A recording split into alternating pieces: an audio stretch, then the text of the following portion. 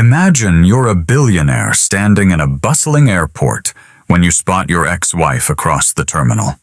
Your heart stops, not just because it's her, but because she's holding hands with two little boys who look exactly like you. 5 years ago, she left without a word. Now fate reveals a shocking secret. What truths will emerge? Can family bonds overcome betrayal, corporate rivalries, prejudice, and lost time? But before we dive into this emotional story of discovery, redemption, and unbreakable love, please subscribe to stay updated with more inspiring tales of second chances, and let us know in the comments where you're watching from today.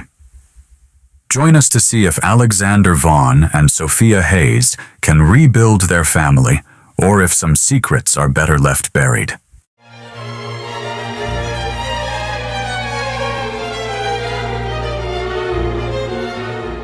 Alexander Vaughn stood in front of the mirror in his private jet's bathroom, adjusting his expensive silk tie. At 45, he was one of New York's most successful real estate developers, with buildings bearing his name across the city skyline.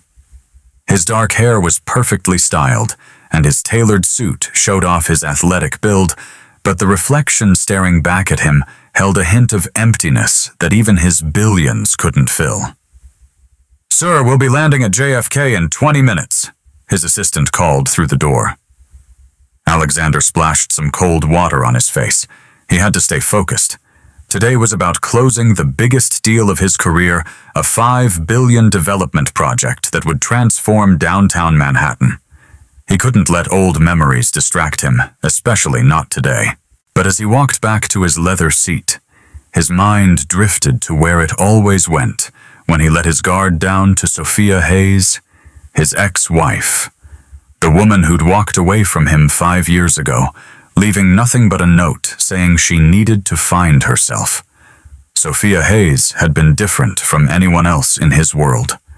She was a talented artist who taught art at an inner-city school with a smile that could light up a room and a heart bigger than all of Manhattan. When they met at a charity gala 7 years ago, she'd been the only person who wasn't impressed by his wealth or status. Instead, she'd challenged him about the lack of art programs in underprivileged schools. Their whirlwind romance had scandalized New York society. A black teacher from Brooklyn and one of the city's most eligible bachelors. The tabloids had a field day. But Alexander didn't care. For the first time in his life, he'd found someone who saw past his bank account to the man underneath. They married after 6 months, despite his mother's protests and the whispers at every social event. Those first 2 years had been the happiest of his life. But then things started to change. The pressure of society life, the constant scrutiny, the subtle and not so subtle racism at every turn, it all started taking its toll on Sophia. The plane touched down with a gentle bump, pulling Alexander from his memories. His phone immediately lit up with messages from his executive team. The development deal was hanging by a thread. His biggest rival, Nathan Carter, was trying to swoop in and steal it from under him. "The board meeting starts in an hour, sir," his assistant Emily reminded him as they rushed through the private terminal. "Mr. Carter has apparently made a counteroffer."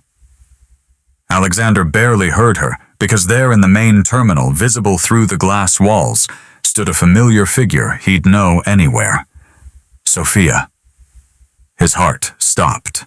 She looked even more beautiful than he remembered, her long braids now styled in elegant twists, wearing a simple sundress that showed off her graceful figure. But that wasn't what made his world tilt on its axis. Standing on either side of her, holding her hands, were 2 little boys. They looked about 4 years old, with caramel-colored skin and striking green eyes that were identical to his own. His knees went weak as he stared at their faces, seeing his own features reflected back at him. "Sir, we need to go. The car is waiting." Emily urged, pulling at his sleeve, but Alexander couldn't move. His feet felt cemented to the floor as he watched Sophia kneel down to help one of the boys tie his shoelace. The other boy was bouncing excitedly, pointing at planes through the window. They were the spitting image of him at that age.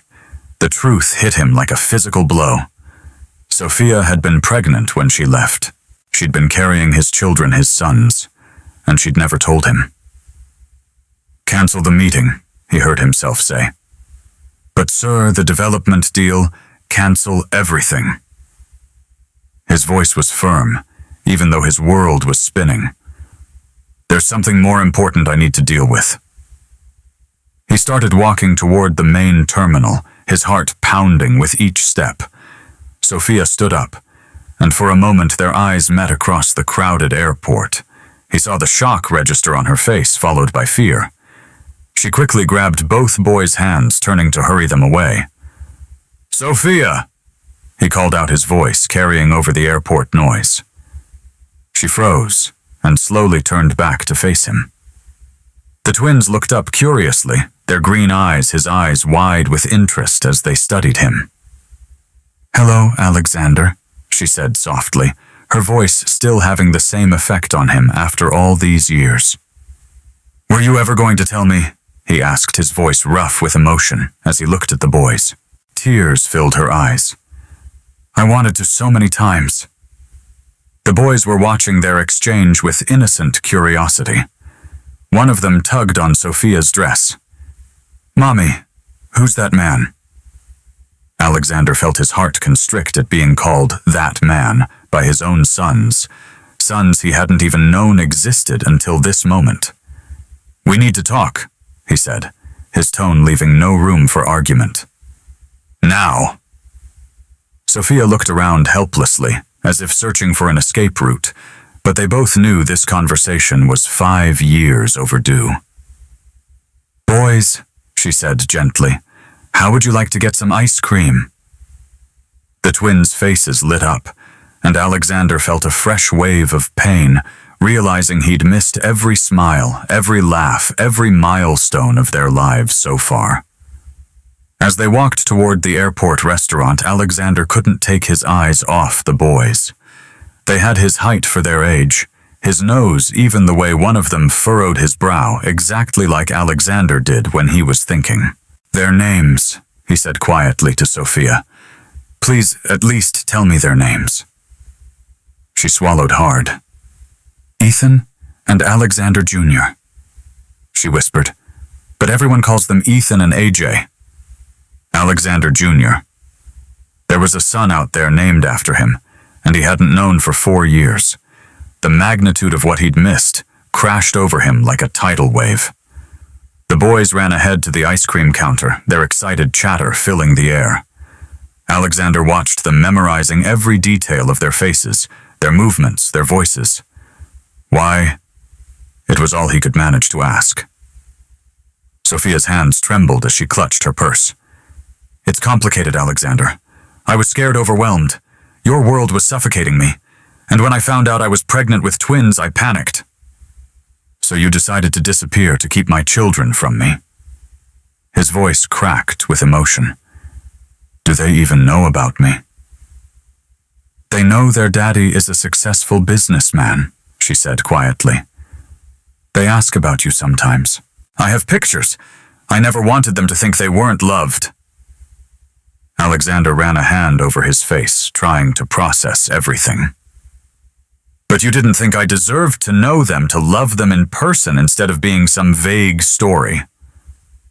Before she could answer, the twins ran back to them, their faces glowing with excitement. "Mommy, they have chocolate chip cookie dough," AJ announced. "And mint chocolate chip," Ethan added. Looking at their innocent faces, Alexander made a decision that would change everything. The development deal, his meetings, his empire, none of it mattered compared to this moment. "Would it be okay if I joined you for ice cream?" he asked, directing the question to both Sophia and the boys. The twins looked at their mother questioningly. Sophia hesitated for a long moment before nodding slowly. As they sat down with their ice cream, Alexander watched his sons dig into their treats with enthusiasm. He had missed so much, but he silently vowed that would end today. Nothing would keep him from being part of their lives now. "Do you like planes?" he asked them, remembering how one of them had been pointing at the aircraft earlier. "I love them," Ethan exclaimed. "I'm going to be a pilot when I grow up." "No way we're going to build tall buildings," AJ argued, "like the ones in Manhattan." Alexander felt his throat tighten. His son wanted to follow in his footsteps without even knowing who he was. Sophia was watching him carefully, tears glistening in her eyes. She could see the pain and love warring on his face as he interacted with their sons for the first time. The boys chatted happily, unaware of the emotional storm brewing between their parents. They told Alexander about their school, their friends, their favorite games. With each word, each gesture, each laugh, they unknowingly wrapped themselves tighter around their father's heart. Finally, when the ice cream was finished and the boys were busy drawing on the paper placemats with crayons provided by the waitress, Alexander turned to Sophia. "We need to figure this out," he said quietly. "I've missed too much already. I want to be their father, really be their father." Sophia nodded slowly. "I see now that keeping them from you was wrong. I was trying to protect them from the chaos of your world. But they deserve to know their father." Alexander looked at his sons, his beautiful, perfect sons, and made a silent promise. He would find a way to make this work. He would be the father they deserved, even if it meant completely reorganizing his life. The world of billion-dollar deals and corporate takeovers seemed distant and unimportant. Now in its place was something far more precious, the chance to know and love his children. The news about Alexander Vaughn's secret twin sons spread through New York's elite circles like wildfire. His mother, Margaret Vaughn, nearly fainted when she saw the morning newspaper headline, "Real estate tycoon discovers hidden heirs at JFK." Margaret burst into Alexander's penthouse office, waving the newspaper. Her perfectly styled silver hair and designer suit couldn't hide her agitation. "Why didn't you tell me immediately?" she demanded. "I had to find out about my own grandchildren from page 6. Alexander looked up from his desk, where he'd been staring at a photo of the twins he'd taken at the airport. "I'm still processing it myself, Mother." "Well, we need to handle this properly," Margaret said, sitting down and pulling out her phone. "I'll call our PR team. We need to control the narrative. And of course we'll need DNA tests." "Stop." Alexander's voice was firm. "They're mine. One look at them, and there's no doubt. They have my eyes, my expressions. They're my sons." "Alexander, darling, I know you're emotional right now, but we need to be practical. That woman is their mother, and her name is Sophia." Alexander stood up, his temper rising. "And she's the woman I was married to, or did you forget that—" Margaret flinched. "How could I forget she abandoned you and apparently took your heirs with her?" Before Alexander could respond, his assistant Emily rushed in. "So Mr. Carter is on line 1. He's threatening to go public with accusations that you deliberately missed yesterday's meeting to manipulate the stock prices." Alexander loosened his tie. The development deal, he'd completely forgotten about it in the chaos of discovering his sons. $5 billion on the line, and for the first time in his life, business wasn't his first priority. "Tell him I'll call him back," Alexander said, grabbing his jacket. "Where are you going?" Margaret demanded. "This is a crisis." "No, Mother. This is an opportunity to fix the biggest mistake of my life." Alexander drove his Ferrari through Brooklyn streets, following the address Sophia had reluctantly given him yesterday. He pulled up in front of a charming brownstone with flower boxes in the windows. It was a far cry from his Manhattan penthouse, but he could immediately see Sophia's artistic touch in the hand-painted welcome sign and the colorful garden. The door opened before he could knock. Sophia stood there, in jeans and a simple blouse, looking like she hadn't slept. "The boys are at school," she said quietly. "I know. We need to talk. Really talk." She led him into a cozy living room filled with children's artwork and family photos. Alexander's heart clenched as he saw the progression of his sons' lives captured in frames, their first steps. Birthday parties, first day of preschool, all moments he should have been part of. "They're happy, Alexander," Sophia said, watching him look at the photos. "They're loved. They have a good life. A life without their father." He turned to face her. "I want to be part of their lives, Sophia. I want to know them, love them, support them. I want to be their dad." Tears filled her eyes. "It's not that simple. Your world, it's exactly what I was trying to protect them from. The pressure, the spotlight, the expectations." "I'm not the same man I was 5 years ago," Alexander interrupted. "Losing you changed me. And now knowing about the boys, nothing else matters as much as being their father." A knock at the door interrupted them. Sophia opened it to reveal an older woman with kind eyes. "Oh, I didn't know you had company," the woman said. "I just brought over some of the boys' favorite cookies." "Thanks, Mrs. Thompson." Sophia turned to Alexander. "This is our neighbor. She helps watch the boys sometimes." Mrs. Thompson's eyes widened as she recognized him. You're their father, aren't you? I saw it in the news this morning. Those boys do have your eyes." Alexander smiled warmly at the woman who'd been part of his sons' lives when he couldn't be. "Thank you for looking after them." After Mrs. Thompson left, Sophia sank onto the couch. "See, it's already starting. The attention, the gossip.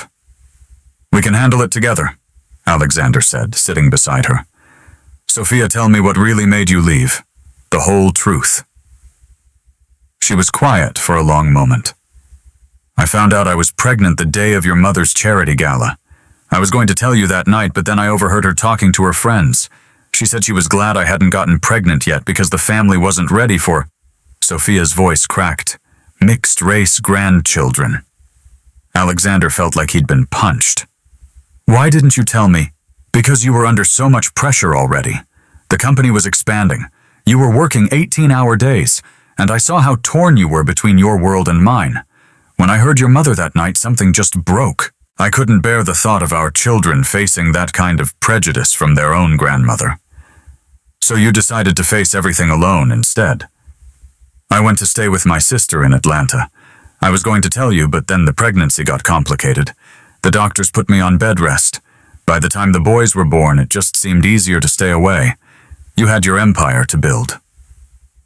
Alexander reached for her hand. "No empire is worth missing my children's lives. I want to make this right, Sophia. Not just with the boys, but with you too." Before she could respond, they heard excited voices outside. The front door burst open and Ethan and AJ ran in, followed by a young woman who must be their teacher. "Mommy, we learned about dinosaurs today," Ethan announced. "And I drew a T-Rex," AJ added. Then they noticed Alexander, and both boys fell silent, looking between him and their mother with curious expressions. "Hey, you're the man from the airport," AJ said. "The one who had ice cream with us." Alexander's heart raced. This was the moment. He looked at Sophia, who gave him a small nod. "Boys," she said gently, "there's something very important Mommy needs to tell you about our friend Alexander." The twins climbed onto the couch between them, their green eyes, his eyes wide with anticipation. Alexander held his breath, knowing the next few minutes would change all their lives forever. Sophia took both boys' hands in hers. "Remember how you always ask about your daddy, about where he is and what he does?" The boys nodded eagerly. "Well," she continued, her voice trembling slightly, "Alexander is your daddy." There was a moment of complete silence. Then Ethan turned to study Alexander's face carefully. "Is that why we have the same eyes?" he asked innocently. Alexander felt tears threatening to fall. Yes, buddy, that's exactly why. AJ looked confused. But where were you before? Why didn't you live with us, like Tommy's daddy lives with him? The simple question held so much hurt and confusion that Alexander had to swallow hard before he could answer. I didn't know about you, he said honestly. But now that I do, I want to be the best daddy I can be if you'll let me. The boys looked at each other, seeming to have one of those silent conversations that twins often share.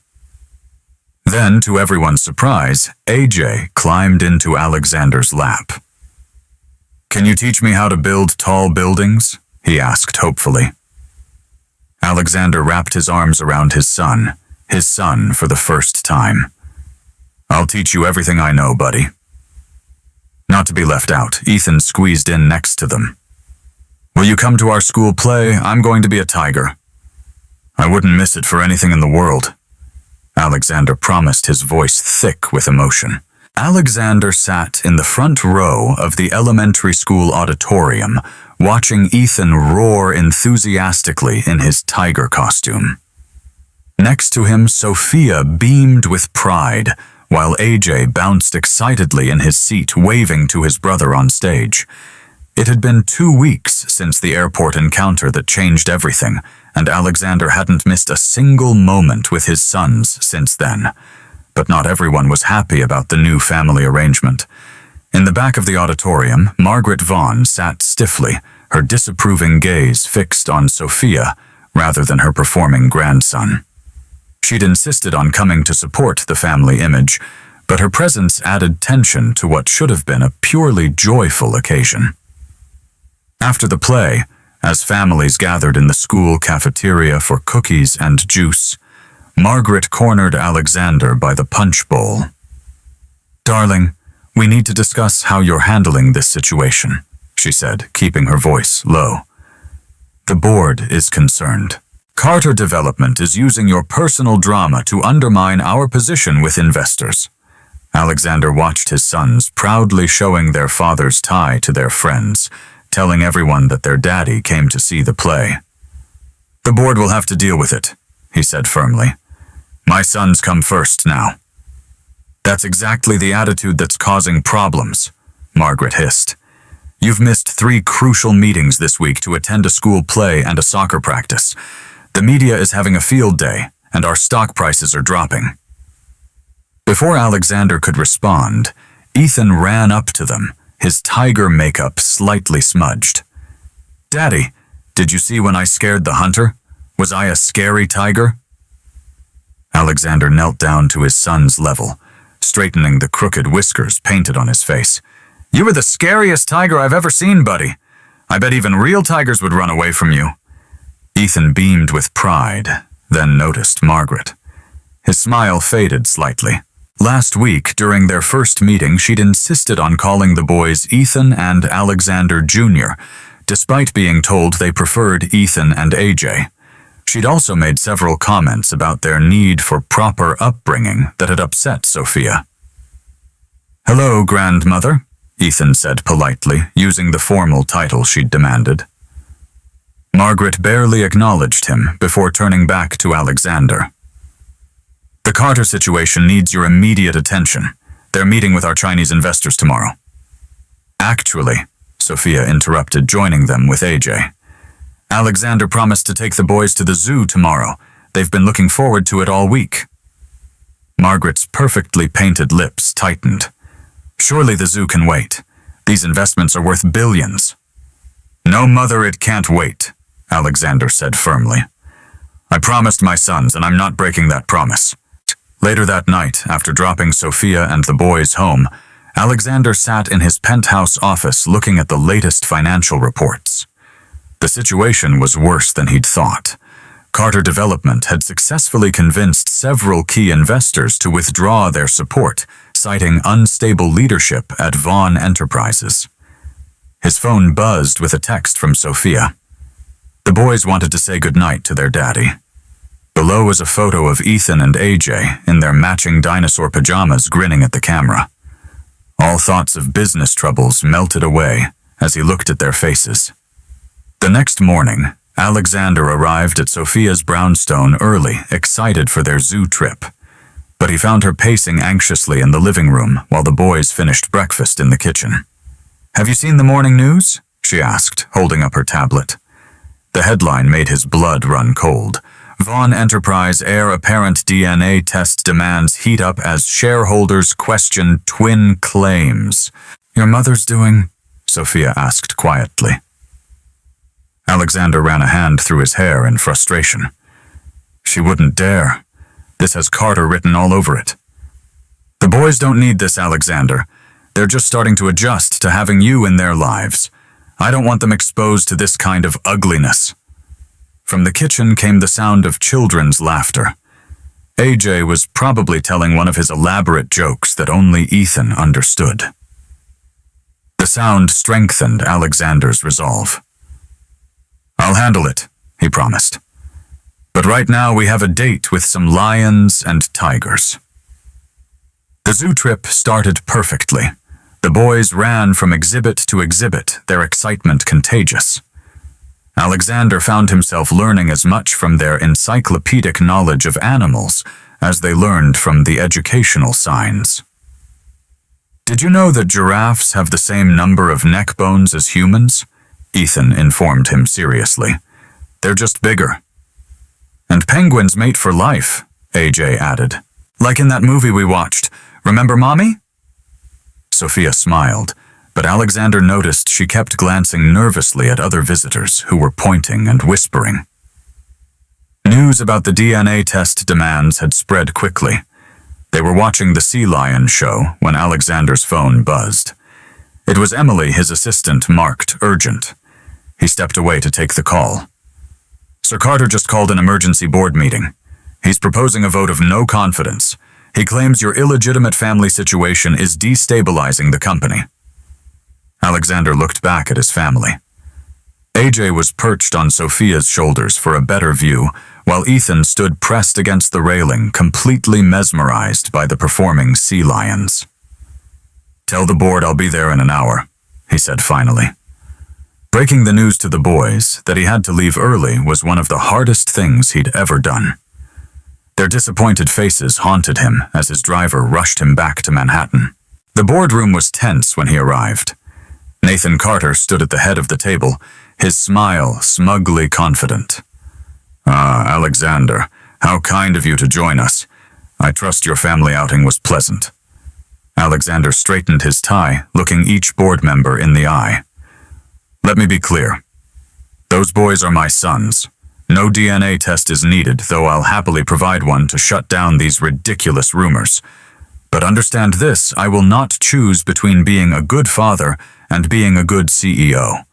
I can and will be both." "The numbers suggest otherwise," Carter countered smoothly. "Your attention has been divided." "The Chinese investors are still very much interested," Alexander interrupted. "In fact, I spoke with Mr. Lee this morning. He was quite impressed that I prioritize family values. Unlike some people in this room, he understands that a man who abandons his children isn't someone you want handling your investments." The dig hit home. Carter's own messy divorce and estrangement from his teenage daughter was well known in their circles. Back in Brooklyn that evening, Alexander found Sophia sitting on her front stoop, looking worried. "The boys are inside with Mrs. Thompson," she said. "They've been asking why you left." Alexander sat beside her. "I had to protect our family. Carter was trying to use you and the boys to take control of the company." "Maybe your mother is right," Sophia said softly. "Maybe this is too complicated. The boys were happy before." "But I wasn't," Alexander cut in. "And neither were they. Not really. They needed their father. I needed them. We can make this work, Sophia. We just need time."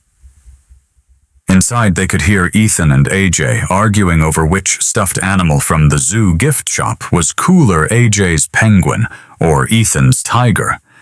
The ordinary sound of children's bickering had never seemed so precious to Alexander. "I've missed so much," he said quietly. "I won't miss anything else no matter what it costs." Sophia looked at him for a long moment. The Alexander I knew 5 years ago would have chosen the company. The Alexander you knew didn't know what it felt like to hold his sons to hear them call him daddy. Some things are worth more than money. As if on cue, the front door opened, and 2 small bodies launched themselves at Alexander. Daddy, Mrs. Thompson made cookies, and we saved you some. Looking at their hopeful faces, Alexander knew he'd made the right choice. Tomorrow he would deal with Carter, the board, and the media. But tonight, he had cookies to eat with his sons. The DNA test results lay unopened on Alexander's desk for 3 days. He didn't need a piece of paper to tell him what his heart already knew, but the board had insisted. Now, as he finally opened the envelope, his hands trembled slightly. Emily knocked and entered his office, her face worried. "Sir, your mother is here with her lawyer." Before Alexander could respond, Margaret swept in, followed by a stern-looking man in an expensive suit. "The results," Margaret demanded. Alexander held up the paper. 99.9% positive. Happy now. Mother, can we stop pretending my sons aren't your grandsons? Margaret sat down, smoothing her designer skirt. Now we can discuss custody arrangements. Custody arrangements? Alexander stared at his mother. What are you talking about? The lawyer stepped forward. Mrs. Vaughn has concerns about the children's current living situation. Given your position and resources, we believe a case could be made for primary custody. Get out. Alexander's voice was deadly quiet. Both of you get out of my office right now. Alexander, be reasonable, Margaret pleaded. Those boys are Vaughn heirs. They should be raised in our world with all the advantages. The advantages that made Sophia feel so unwelcome she ran away. Alexander stood up, his anger building. The advantages of having a grandmother who questioned their existence before they were even born. Margaret flinched. You know about that. Yes, Mother. I know exactly why Sophia left. And now you want to try to take her children away. It's not happening. Ever. After they left, Alexander drove to Brooklyn, his mind racing. He needed to warn Sophia about his mother's plans. But when he arrived at her house, he found her sitting on the front steps, crying. Sophia, what's wrong? Where are the boys? Inside with Mrs. Thompson. She sniffled. The school called today. Some reporter tried to get into their classroom to get pictures. The principal said it's becoming disruptive. Alexander sat beside her, his heart heavy. I'm so sorry. I'll hire security. That's not the answer. Sophia stood up, pacing. Guards around their school, reporters hiding in bushes. This is exactly what I was afraid of. Inside, they could hear the boys playing, blissfully unaware of the chaos surrounding them. Their happy voices made the situation even more painful. I had another job offer, Sophia said quietly. From an art school in California. They want me to run their children's program. Alexander felt his world tilting. You're not taking them away. Not again. I'm trying to protect them. Your mother's lawyers have been calling. The media won't leave us alone. Every time we go out, people stare and whisper. It's not fair to them. And growing up without their father is fair. Alexander's voice cracked. Sophia, please, we can figure this out. I'll step down as CEO if I have to. She looked at him in shock. You'd give up the company for them, in a heartbeat. He took her hands in his. The boys need both of us. They need their mother's love and their father's protection. Together, we're stronger. Before Sophia could respond, they heard a crash from inside, followed by crying. They rushed in to find AJ on the floor holding his arm, while Ethan hovered anxiously nearby. We were just playing superheroes, Ethan explained tearfully. AJ tried to fly from the couch. Sophia quickly checked AJ's arm, which was already swelling. We need to take him to the emergency room. The next few hours were chaos. News of AJ's injury somehow leaked to the press, and by the time they reached the hospital, reporters were already gathering outside. Alexander had to call security to keep them away while doctors examined his son. Sitting in the emergency room watching AJ get his arm x-rayed, Alexander made a decision. He pulled out his phone and made a call. "Emily, call an emergency board meeting for tomorrow morning and get me Robert Chen on the line." "Yes, I know what time it is in Beijing. This can't wait." Sophia looked at him questioningly as he hung up. "I'm restructuring the company," he explained. "Moving most operations to our West Coast office.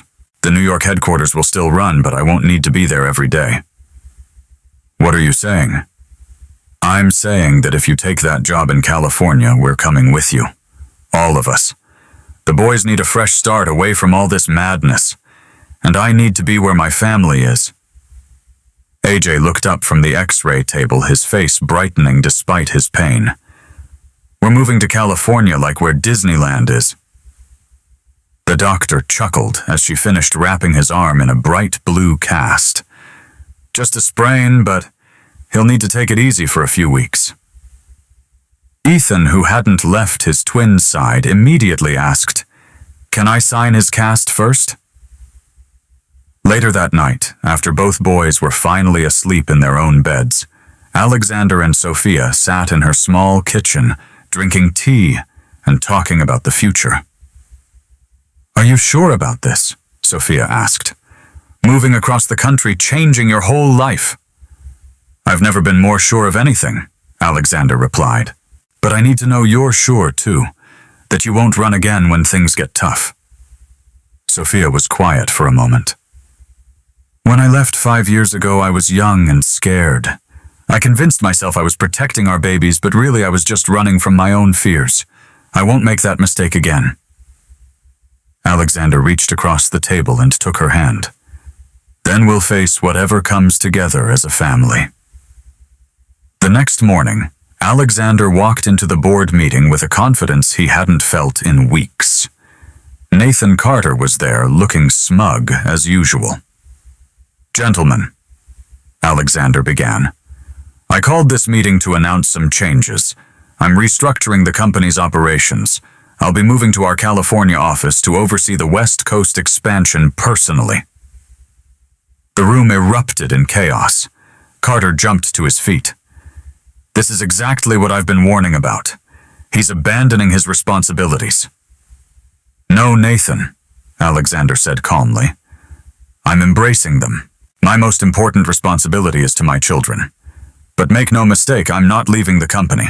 I'm expanding it. Mr. Chen has already approved the restructuring plan. His investment group is actually increasing their stake, impressed by our commitment to both innovation and family values." Margaret, who had insisted on attending, sat in stunned silence. Finally, she spoke up. "If you do this, if you take my grandsons away—" "They were always your grandsons, Mother. You just couldn't see past your own prejudices to love them. Maybe some distance will help you understand what really matters." That evening, Alexander sat with Ethan and AJ in their bedroom, reading their favorite bedtime story. Both boys were excited about the move, already planning their first trip to Disneyland. "Daddy," Ethan asked sleepily, "will you still be our daddy in California?" Alexander hugged his son close, his heart aching at the innocent question. "I'll be your daddy forever, no matter where we are. Nothing will ever change that." AJ held up his cast, now covered in signatures. "Look, Daddy signed it biggest of all." Sophia appeared in the doorway, smiling at the scene. The past few weeks had been a roller coaster of emotions, but seeing Alexander with their sons made her realize they were making the right choice. Tomorrow, they would start planning their move, facing new challenges and adventures. But tonight, in this moment, they were just a family imperfect healing, but together at last. Moving day arrived faster than anyone expected. Sophia's brownstone was filled with boxes, and the twins couldn't contain their excitement about flying on their daddy's private plane. But not everyone was celebrating their fresh start. Mrs. Thompson stood in Sophia's kitchen, wiping tears as she wrapped one last batch of her famous cookies for the boys. "Who's going to water my flowers when I'm away now? Those boys have been my little helpers for 4 years." Ethan and AJ ran in their shoes untied and their hair messy from playing. When they saw Mrs. Thompson crying, they rushed to hug her. "Don't cry, Mrs. Thompson," AJ said. "Daddy said we can use his computer to talk to you every day, and we'll send you pictures from Disneyland," Ethan added. "And the beach." Alexander watched from the doorway, his heart full. In just a few weeks, these boys had changed his life completely. Now they were about to change it again. His phone buzzed. Another message from Nathan Carter. Since the announcement of the restructuring, Carter had been trying everything to block the move. His latest trick was questioning the legality of Alexander taking the twins across state lines without a formal custody agreement. "The movers are here," Sophia called from the front door. "Boys, go get your backpacks."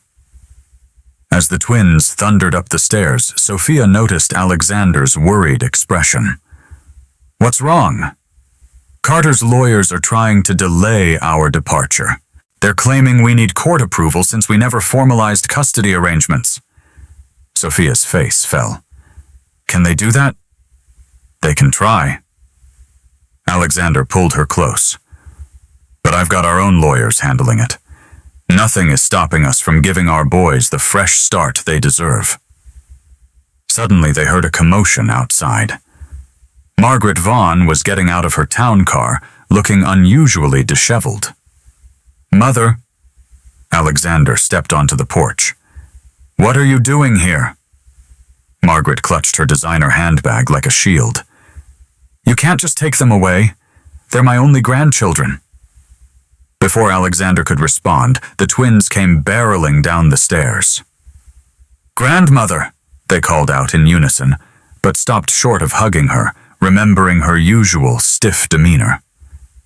To everyone's surprise, Margaret knelt down, not caring about her expensive silk suit touching the ground.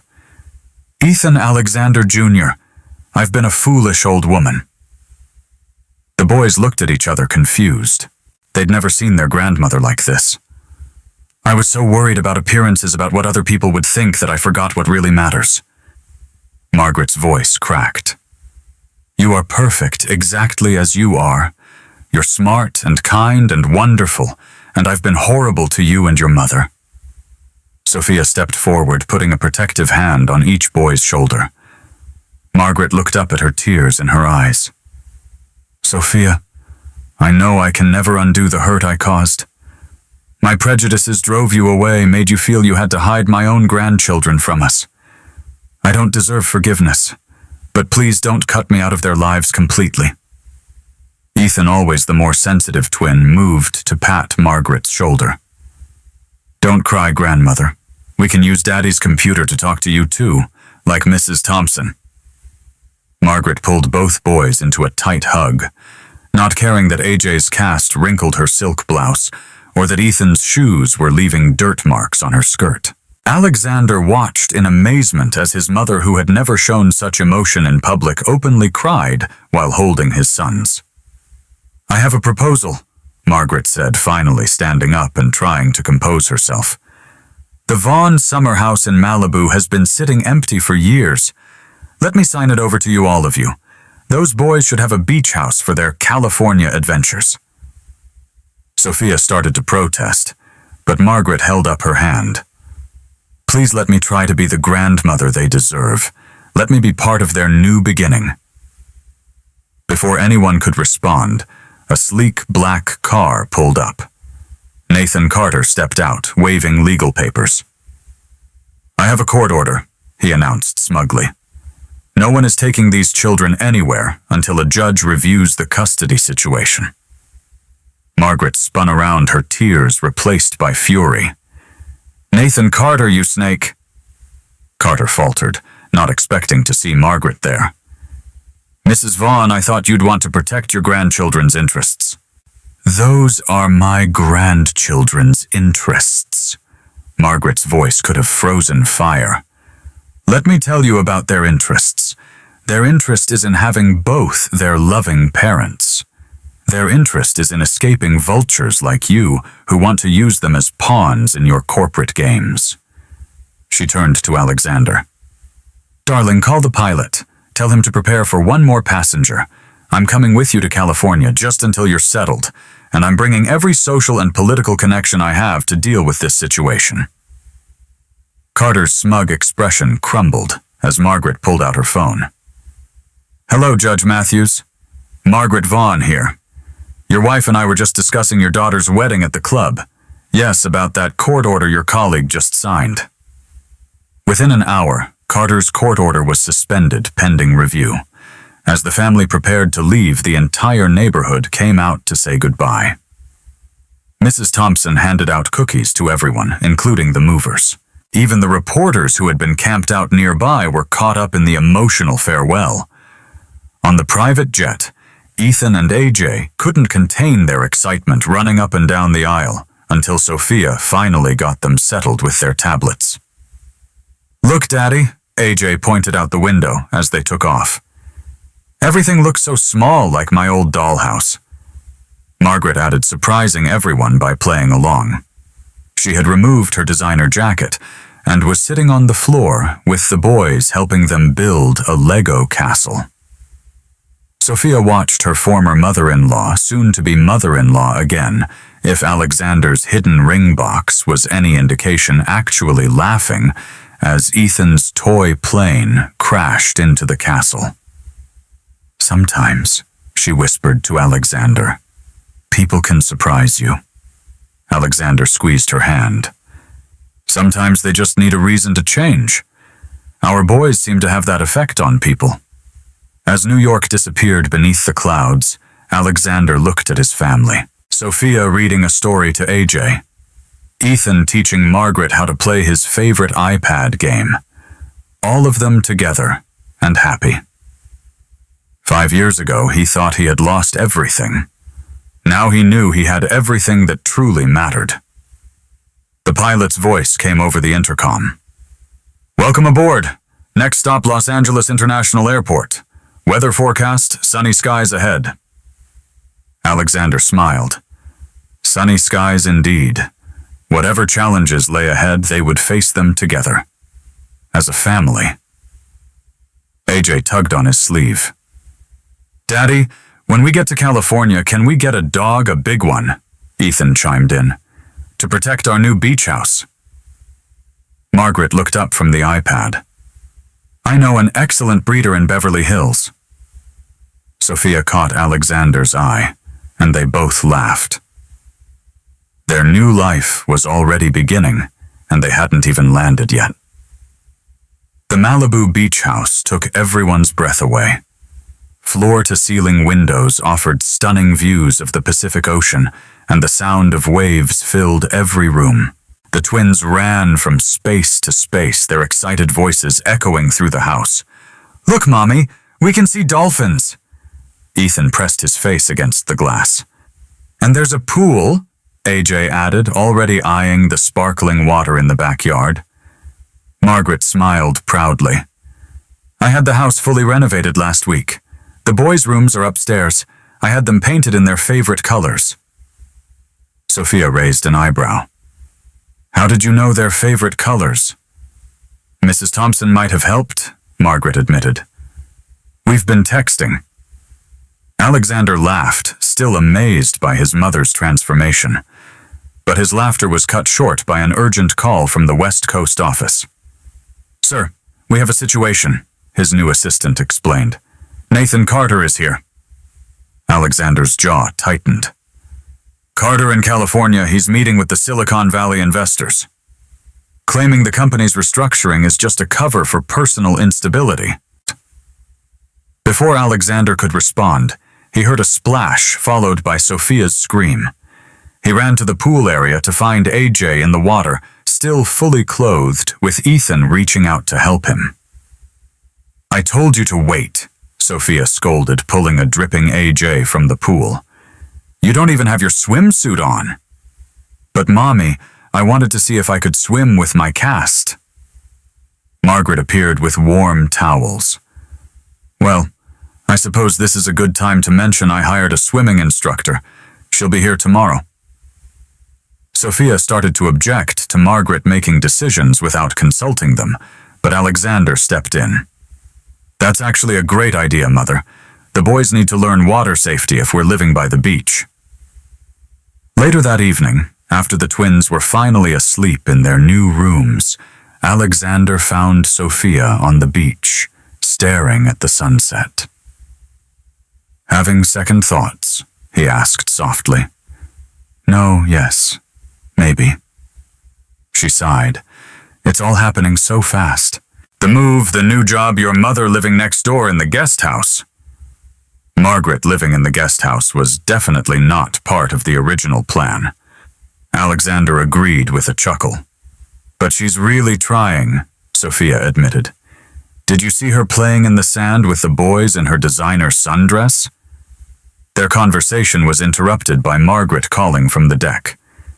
You might want to see this. They rushed inside to find breaking news on the TV. Nathan Carter was giving a press conference outside the Silicon Valley office. Vaughn Enterprises is in crisis, Carter was saying. Alexander Vaughn has abandoned his responsibilities, moving across the country on a whim. Our investors deserve stable leadership. Alexander reached for his phone, but Margaret stopped him. Allow me, she said, her voice steely. She dialed a number. Robert Margaret Vaughn. Yes, I saw Carter's little performance. No, darling. Let me tell you what's really happening. Within an hour, Robert Chen himself released a statement fully supporting Alexander's leadership and announcing an additional $1 billion investment in Vaughn Enterprises' West Coast expansion. Mother, Alexander said, impressed, remind me never to underestimate you. Margaret waved her hand dismissively. I've been managing corporate politics since before you were born, darling. Now, about the boys' school. The next morning brought the swimming instructor a former Olympic athlete named Elena Ramirez. The twins were instantly smitten with her gentle approach and patient teaching style. Remember, Elena explained, helping Ethan float on his back. The water is your friend. You just need to learn to trust it. Sophia watched from a beach chair, working on lesson plans for her new job at the art school. The position started in 2 weeks, and she was both excited and nervous. A commotion from the beach drew their attention.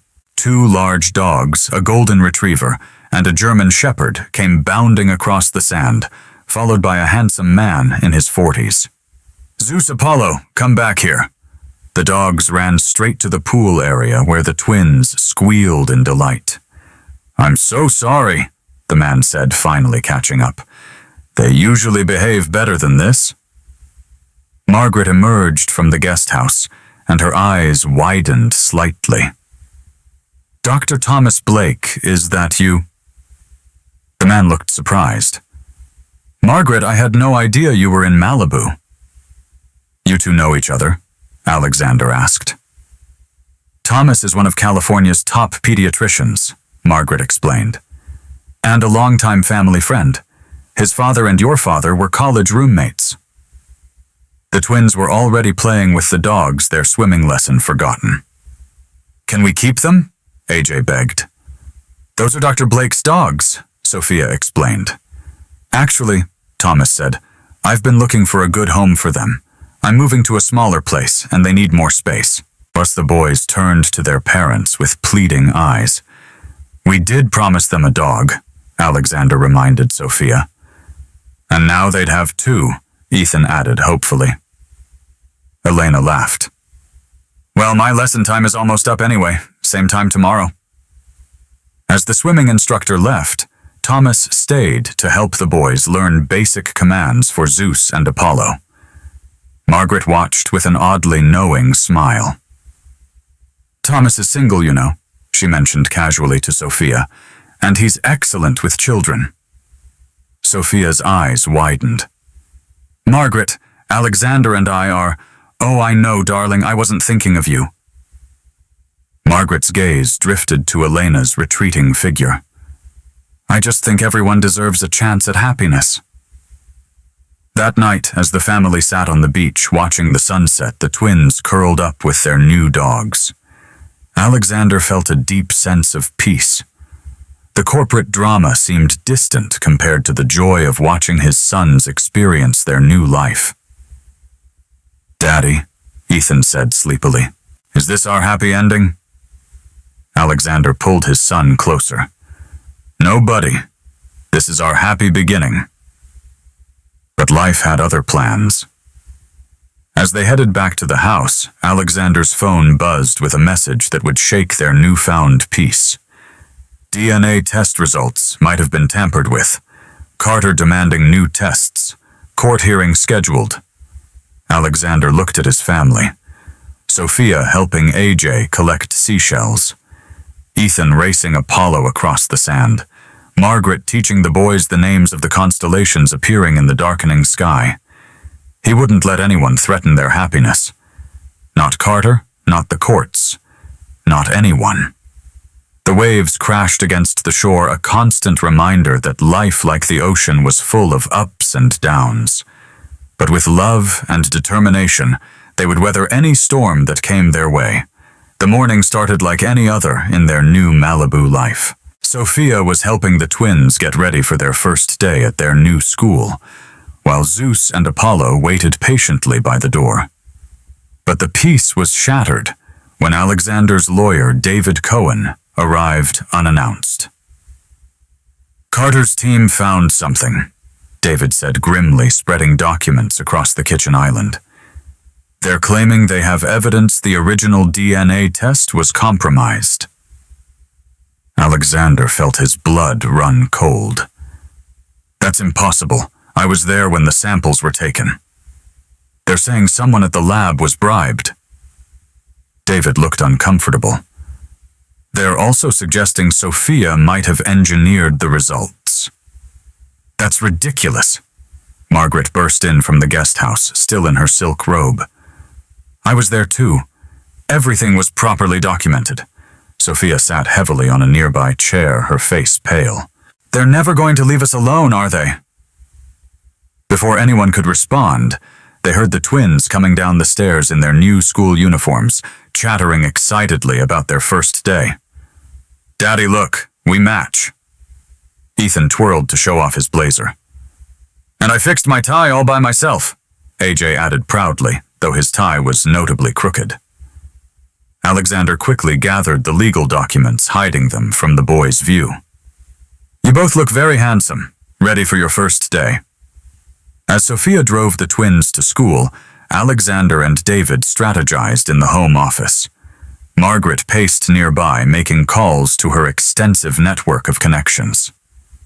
"We need to get ahead of this," David advised. "Carter's team is pushing for an emergency hearing. They're claiming the children should be returned to New York pending a new investigation." "Returned?" Alexander's voice shook with anger. "They're not property to be returned. They're my sons." "Of course they are," Margaret said firmly. "Anyone with eyes can see that, but we need to be strategic." She turned to David. "What about Judge Williams?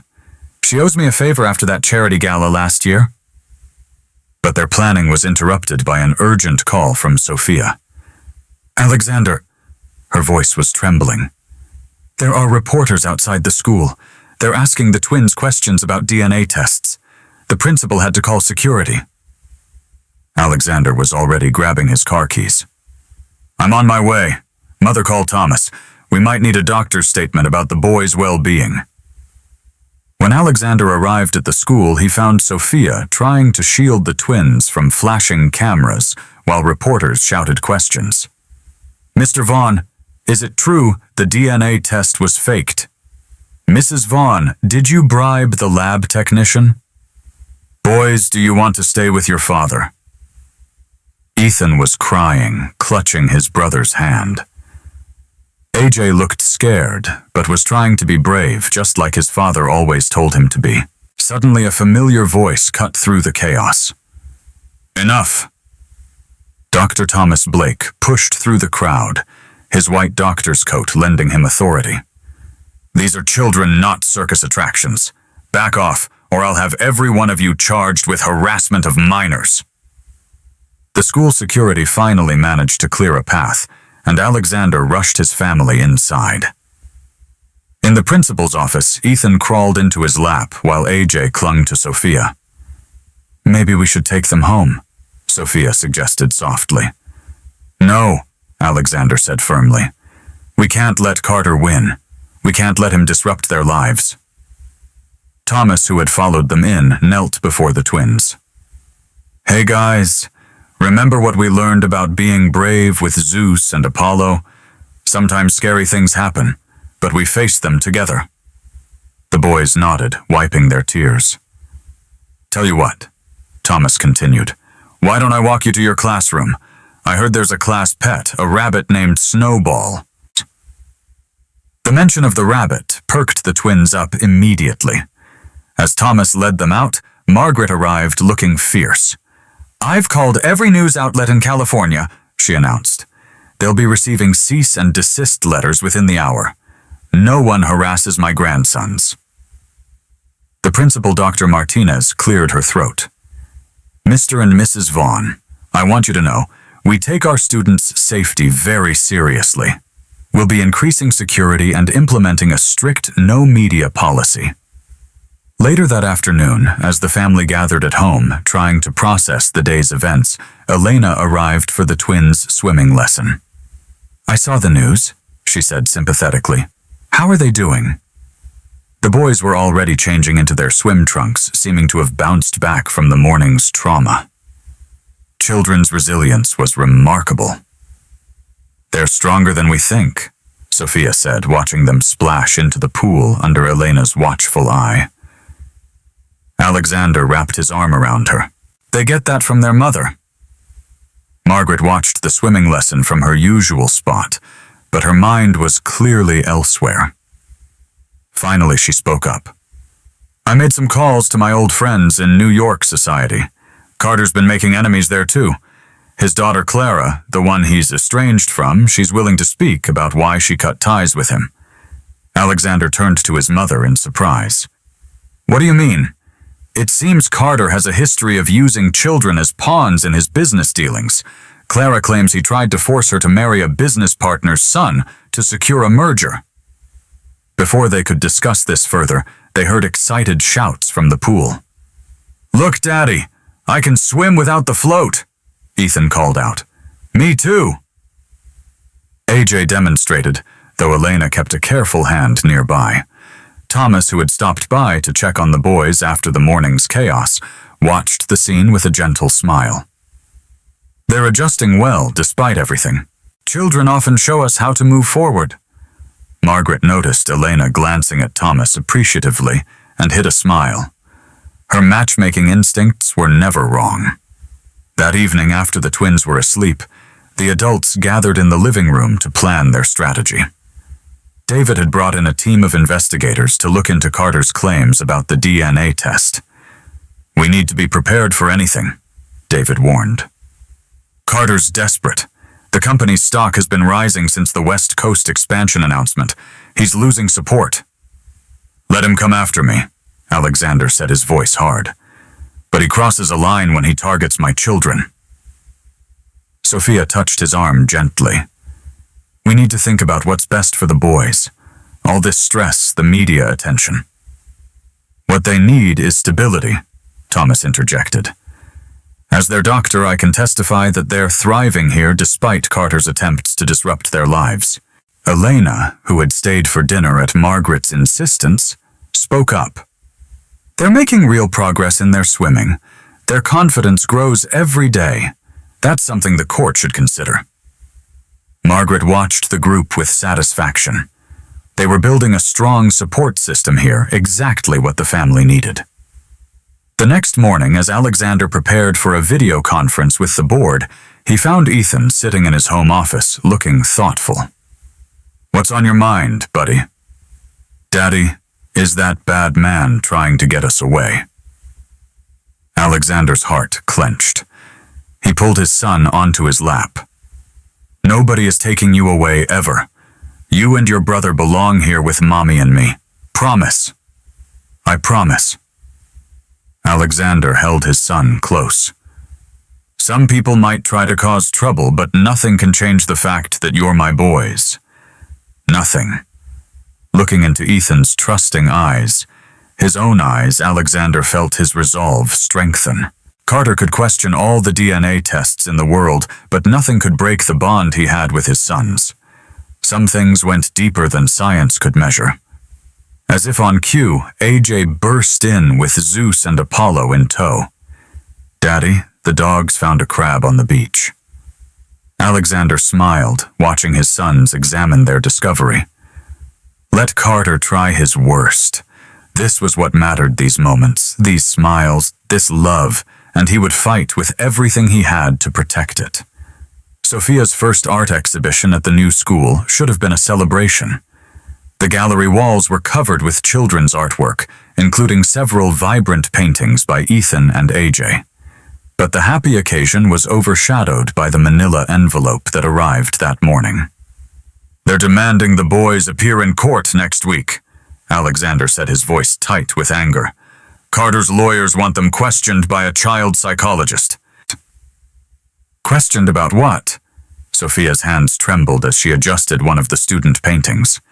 "About whether they know who their father is. They're 4 years old." Margaret, who had been supervising the catering setup, immediately pulled out her phone. "I'm calling Judge Williams right now. This is harassment." But before she could dial Thomas, Blake rushed in, looking worried. "You need to see this." He held up his tablet, showing a breaking news story. Nathan Carter stood at a podium in New York, Clara Carter at his side. The headline made Alexander's blood run cold. "Carter daughter recants, 'My father was right all along.' I regret my earlier statements," Clara was saying, her face oddly blank. "My father has always had my best interests at heart. His concerns about the Vaughn children are legitimate." Margaret's eyes narrowed. Something's not right. Last week she was ready to testify against him. "Money talks," Thomas said grimly. "My colleague at the hospital knows Clara's husband. Apparently Carter threatened to expose some gambling debts if they didn't cooperate." The gallery was starting to fill with parents and students. Ethan and AJ ran in excited to show off their artwork to their father. "Daddy, look, I painted our beach." Ethan pointed to a swirl of blues and yellows. "And I painted Zeus and Apollo." AJ added proudly, indicating a painting where the dogs looked more like friendly bears. Alexander forced a smile, trying to hide his worry. "They're beautiful boys. You're both very talented, just like your mother." Elena arrived, then having come straight from teaching swimming lessons at another client's house. She was becoming a close family friend, especially since she and Thomas had started dating. "The boys' paintings are wonderful," she said, then lowered her voice. "I heard about the court summons. How can they do this to children?" Before anyone could respond, a commotion erupted at the gallery entrance. Nathan Carter himself walked in, flanked by lawyers. "What a charming exhibition," he said smoothly, "though perhaps a bit simple for the heirs to the Vaughn fortune." Alexander stepped forward, but Sophia reached Carter first. "Get out," she said, her voice shaking with fury. "You have no right to be here." "Actually, I do." Carter smiled coldly. "As a concerned member of the Vaughn Enterprises board, I have every right to assess the environment where the potential heirs are being raised." The twins, sensing the tension, moved closer to their parents. Carter's eyes fixed on them, studying their features with calculating interest. "Remarkable resemblance," he mused. "Almost too perfect, one might say. Makes one wonder about the authenticity." That's enough. Thomas stepped forward, his usual gentle demeanor replaced by professional authority. As these children's doctor, I'm officially stating that your presence is causing them distress. Leave now, or I'll call the police. Carter held up his hands in mock surrender. No need for threats. I merely wanted to see for myself. He looked directly at Alexander. The board meeting next week should be interesting, especially when I present my evidence about the original DNA testing facility. After he left, Margaret made a series of rapid-fire phone calls while Alexander and Sophia tried to salvage the exhibition. The twins were unsettled, picking up on the adults' anxiety. Why was that man looking at us funny? Ethan whispered to AJ. Maybe he's just jealous because our paintings are better than his. AJ whispered back, making his brother giggle. Later that night, after the twins were asleep, the family gathered in the living room with Thomas, Elena, and David Cohen, who had rushed over after hearing about Carter's appearance. He's planning something big, David warned. My sources say he's been meeting with board members privately, showing them some kind of documentation. Could he really have evidence about the DNA test being compromised? Sophia asked, her voice small. It doesn't matter, Alexander said firmly. Those are my sons. I don't need a test to tell me what my heart knows. Margaret stood up suddenly. I think it's time I made a trip to New York. Everyone looked at her in surprise. Clara Carter and I were close once, she explained. She used to spend summers with us when she was young. Perhaps she needs someone to remind her what it's like to have a parent who puts their child first. Thomas nodded thoughtfully. And I have colleagues at the original testing facility. I can look into Carter's claims directly. Elena squeezed his hand proudly. Their relationship had blossomed quickly, brought closer by their shared dedication to helping the Vaughn family. I'm coming with you, Mother, Alexander decided. The board needs to see I'm not afraid of Carter's accusations. Sophia started to object, but he cut her off gently. I'll be back before the boys' school play next week. I promised them I'd be there, and I keep my promises. That night, as they lay in bed, Sophia curled into Alexander's arms. I'm scared, she admitted, not of losing the money or the lifestyle, but of losing this, our family, our happiness. Listen to me, Alexander said, pulling her closer. 5 years ago, I lost you because I was too focused on the empire, on what other people thought. I won't make that mistake again. Carter can take the company if he wants. He can't take what really matters.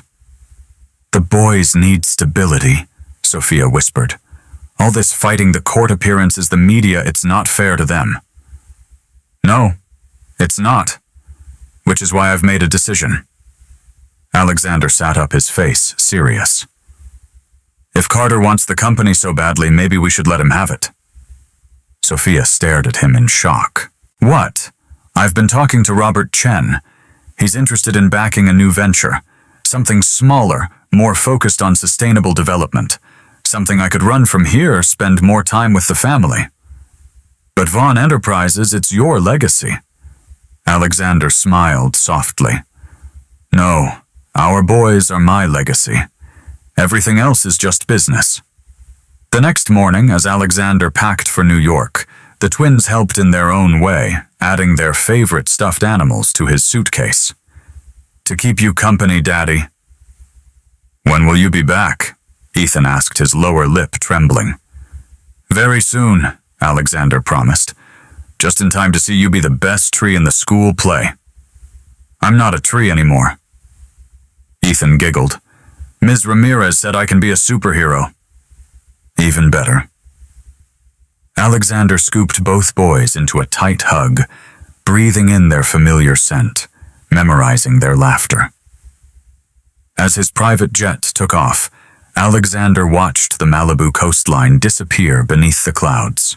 Margaret sat across from him, already planning their strategy. Clara will listen to reason, she said confidently. She just needs to remember who she really is. Alexander nodded, but his mind was on the family he was leaving behind. Sophia would be starting her first full week of teaching. The boys had swimming lessons with Elena. Thomas was taking them to the zoo on Saturday. His phone buzzed with a message from Sophia, a photo of the twins at breakfast, both giving thumbs up to the camera. The caption read, "We love you, Daddy. Show that mean man who's boss." Alexander smiled, feeling his determination strengthen. Carter had no idea what he was up against, because this wasn't just about business anymore. This was about family, and Alexander Vaughn would move heaven and earth to protect his. The New York boardroom felt cold and unfamiliar after weeks in sunny California. Alexander sat at the head of the table, Margaret beside him, as Nathan Carter made his presentation to the board. These documents prove the DNA testing facility was compromised, Carter declared, passing out folders. Someone paid the technician to falsify results, and I think we all know who had the most to gain. Before Alexander could respond, the boardroom doors burst open. Clara Carter stood there, her face pale but determined.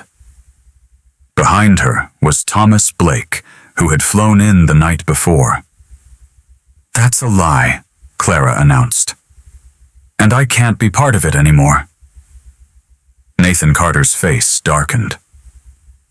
"Clara, remember our discussion about how you'd ruin David's career if I didn't help you?" Clara's voice shook. "I remember, Father, just like I remember when you tried to force me to marry someone to help your business. You haven't changed at all." Thomas stepped forward, holding up a file. "I spoke with the testing facility's director personally. The technician Carter claims was bribed. She's been on maternity leave since before the tests were conducted. She wasn't even in the building." Margaret smiled triumphantly. "Did you really think we wouldn't investigate your claims, Nathan?" But Carter wasn't finished. He pulled out one last document. "Then explain this. A private investigator found evidence that Sophia Hayes was seen entering another DNA testing facility 2 weeks before the official test." Alexander felt his world tilt. He looked at Thomas, who nodded slightly. "Yes, Sophia went to another facility," Thomas confirmed, "because she wanted to be absolutely certain before the official test. She was protecting the boys from exactly this kind of situation." Back in Malibu, Sophia was trying to focus on preparing the twins for their school play that evening. Ethan was practicing his superhero poses while AJ struggled with his cape. "When is Daddy coming home?" Ethan asked for the 100th time. "He promised he'd be here," Sophia assured him, though her own heart was anxious.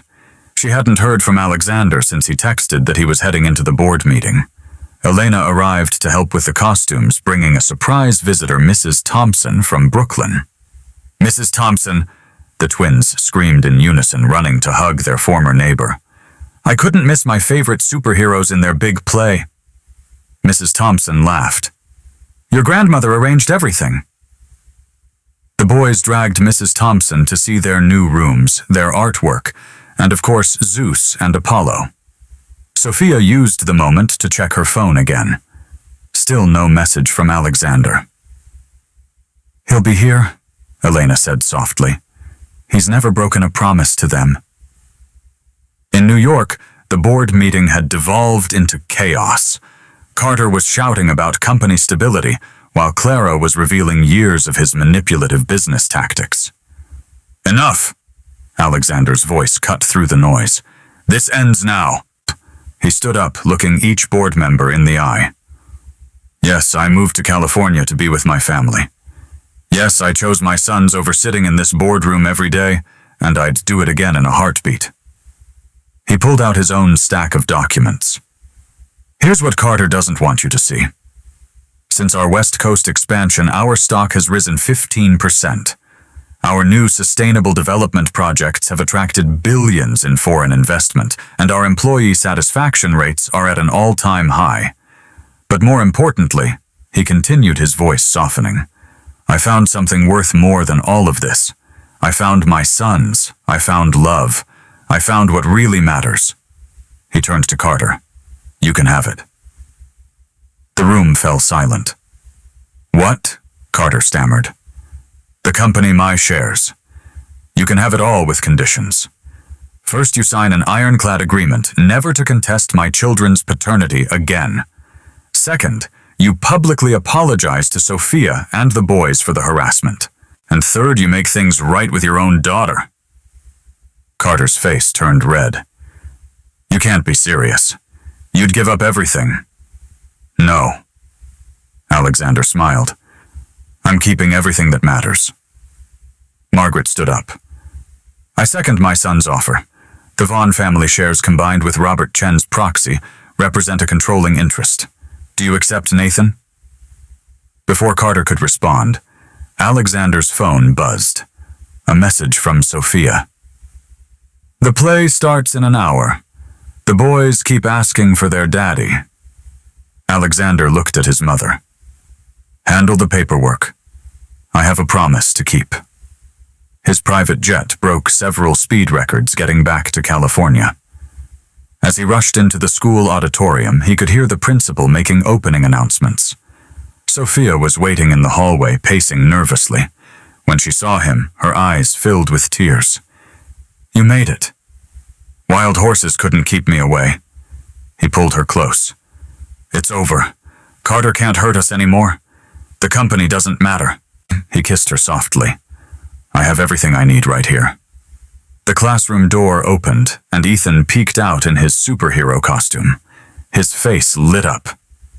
Daddy, AJ, appeared beside his brother, cape askew.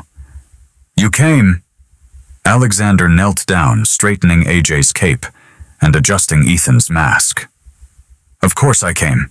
I promised, didn't I?" The play was, in Alexander's completely unbiased opinion, the greatest theatrical performance in history. Ethan saved the day with his superhero powers, while AJ, as his trusty sidekick, helped defeat the evil vegetables who didn't want kids to eat their dessert. The audience was full of their new California family. Elena and Thomas, holding hands, Mrs. Thompson, wiping proud tears, Margaret beaming from the front row. Even Robert Chen had flown in to show his support. After the play, as the twins excitedly recounted every moment to anyone who would listen, Alexander pulled Sophia aside. "There's something I've been wanting to ask you." He began reaching into his pocket. 5 years ago, I lost you because I forgot what was really important. I won't make that mistake again." He knelt down, holding out a ring. "Sophia Hayes, will you marry me again?" The twins, noticing what was happening, ran over. "Say yes, Mommy," Ethan bounced excitedly. "We can be ring bearers," AJ added. Sophia looked at her family, the man she'd never stopped loving, the sons who were their greatest blessing, and all the people who had become part of their California dream. "Yes," she whispered. "Yes to everything." As Alexander slipped the ring on her finger, Margaret discreetly wiped away tears, while Mrs. Thompson openly sobbed. Elena leaned against Thomas, who was already offering to help plan the beach wedding. The Malibu beach was transformed into a wonderland of white flowers and twinkling lights. In just 3 months, Alexander and Sophia had planned the perfect sunset wedding. The twins were practicing their ring-bearer duties with Zeus and Apollo trotting faithfully beside them. But 2 days before the ceremony, Carter made his final desperate move. "He's filed an emergency injunction," David Cohen announced grimly. "He's claiming the company transfer can't go through until the paternity issue is fully resolved." Alexander looked up from where he was helping AJ with his bow tie. "He signed the agreement. It's over." "He's claiming duress," David explained. "Says he was coerced into signing away his rights to the company." Margaret burst in from the guest house, her face flushed with anger. "That snake. After everything Clara revealed about him, where is Clara now?" Sophia asked, concerned for the young woman who had helped them. "Safe," Thomas assured them. He and Elena had been helping Clara rebuild her life away from her father's influence. "She's staying at my sister's ranch in Montana." The twins, picking up on the tension, huddled closer to their parents. "Is the bad man trying to hurt us again?" Ethan asked quietly. Alexander gathered both boys into his arms. "No one can hurt us, buddy. We're stronger together, remember?" That evening, as the family sat on their beach watching the sunset, Margaret made an announcement. "I've been doing some thinking," she said, watching the twins build a sandcastle. "Carter's real problem isn't with the DNA test or the company. It's about legacy." Sophia looked confused. "What do you mean?" "He's alone," Margaret explained. "His own daughter won't speak to him. He has no grandchildren, no family love. He's watching Alexander choose family over fortune, and it's driving him mad with jealousy." Alexander considered this. "So what are you suggesting?" "I think it's time we showed him exactly what he's fighting against." Margaret smiled mysteriously. "And I know just how to do it." The next morning, Carter arrived at his office to find his waiting room full of familiar faces. Clara was there along with his ex-wife Susan. But most surprisingly, his estranged brother Michael, whom he hadn't spoken to in 20 years, sat quietly in the corner. "What is this?" Carter demanded. "An intervention," Clara said softly. "Because someone reminded us that family is worth fighting for, even when that family has lost its way." Margaret stepped out of the shadows. "Hello, Nathan. Remember when our children were young, how you and Michael would bring Clara to play with Alexander? Those summer barbecues at the Hamptons' house?" Carter's stern facade cracked slightly. "That was a long time ago." "It doesn't have to be just memories," Margaret said gently. "Look what holding on to bitterness has cost you.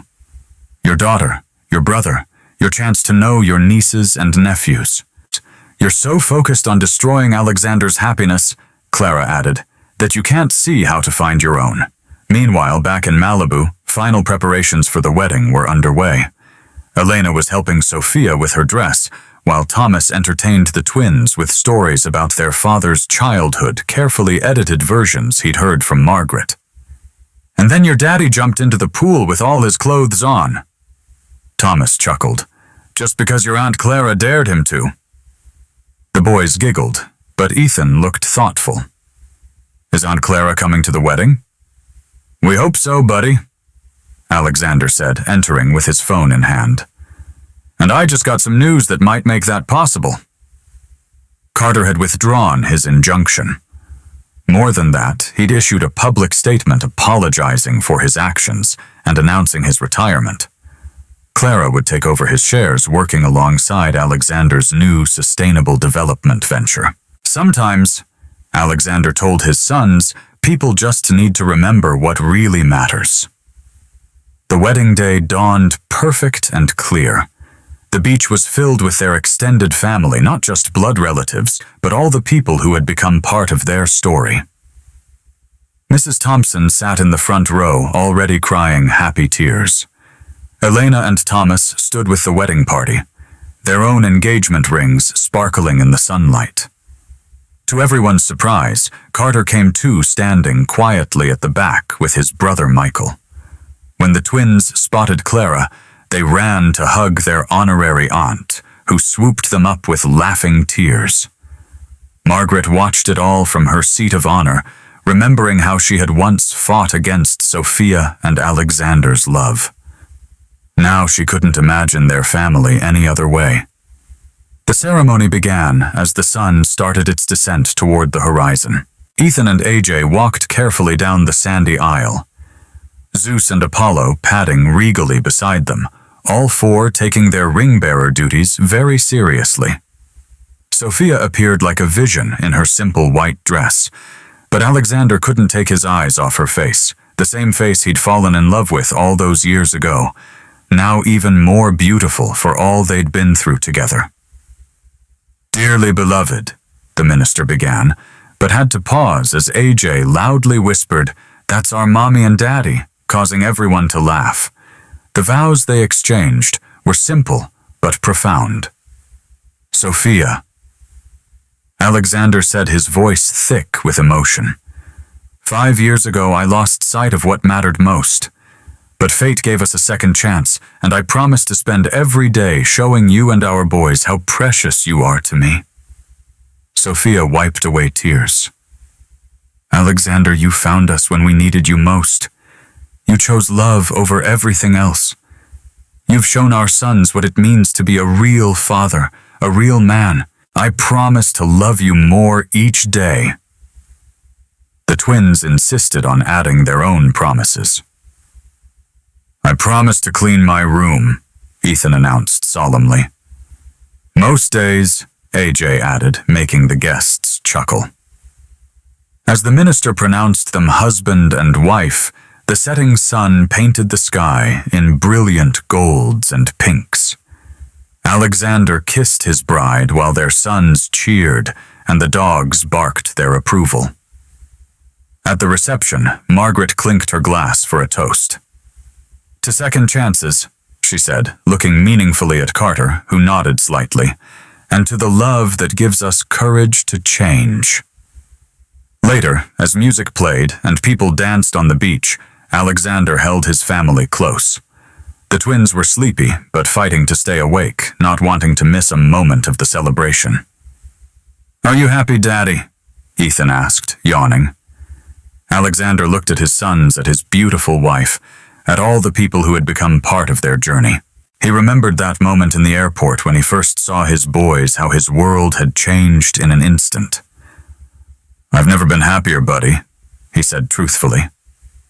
Sophia leaned against him, watching as Thomas twirled Elena across the dance floor, as Clara laughed at something her father said, as Margaret taught the twins a silly dance move. You know, she said softly, when I left 5 years ago, I thought I was running away from something. But maybe I was running toward this moment, this perfect future. No more running, Alexander promised, kissing her tenderly. No, Sophia agreed. We're home. The party continued under the stars, but Alexander and Sophia slipped away to walk along the water's edge with their sons. Zeus and Apollo romped in the surf, while the twins collected seashells by moonlight.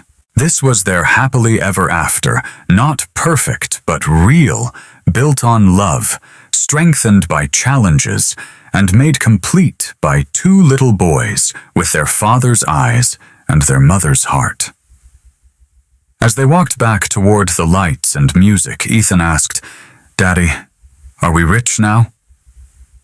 Alexander lifted his son onto his shoulders, while Sophia carried a sleepy AJ. Buddy, we've been rich all along. Some things are worth more than money. Like love, AJ mumbled against his mother's neck. Exactly like love, Sophia answered, squeezing Alexander's hand. And there on their beautiful beach, with their children in their arms, and their future bright before them, Alexander and Sophia knew that every trial, every tear, every moment of their journey had led them exactly where they were meant to be together, a family forever.